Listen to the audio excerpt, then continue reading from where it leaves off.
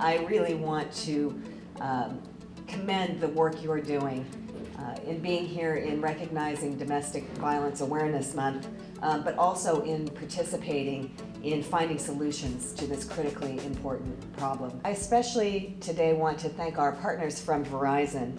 I believe that your support of this work is an absolute model of corporate social responsibility. If you go back 11 years, Verizon began leveraging our network technology to assist victims of domestic violence and their advocates through our Hope Line program. What started as a confidential voicemail box for victims rapidly developed into the cell phone recycling of used devices that we've got today. 1 out of 4 women are impacted, but also several millions of men and children are impacted by this as well.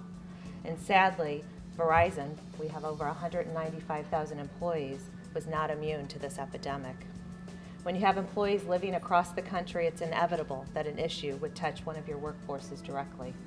And because of the loss of one of our own employees, we partnered with Penn State and our public broadcasting to actually create a documentary calling Telling Amy's Story. What a wonderful thing to do, to thank those folks who are providing solutions to ending domestic violence, to pause and to recognize them and award them and to support their work. Talking to each other is important.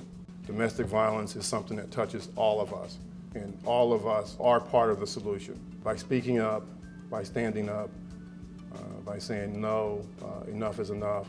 To be here with the folks from Verizon whose history has been long in this work,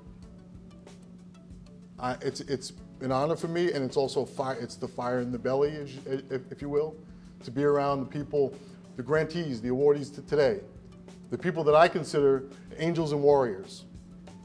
You're angels to the people that you serve, and you're warriors because you do what you do in a society that is otherwise indifferent to what you do. We say that violence against women is a women's issue. In all those different categories of men's violence against women, all of them have 2 important things in common. First and foremost, they all involve men committing acts of violence against women. And the second thing that they have in common is historically we consider them women's issues. And I always ask the question to the men in the room or any room, if we call them women's issues, what does that allow us as men to do? To ignore them. This is an issue that is very important in our city. And it's one, when we look at what's happening in our streets, that question comes out a lot. The question has to go back to what's happening in our homes. I would love to see a room, any room, when we're having this conversation that has just as many men in the room as it does women. I can't think of a better place to really discuss the merits of involvement of men. And we are so excited to increase our funding to $200,000 this year. And when we took a look back, it was amazing because we really have, over the past few years, given close to over $1.5 million to this effort.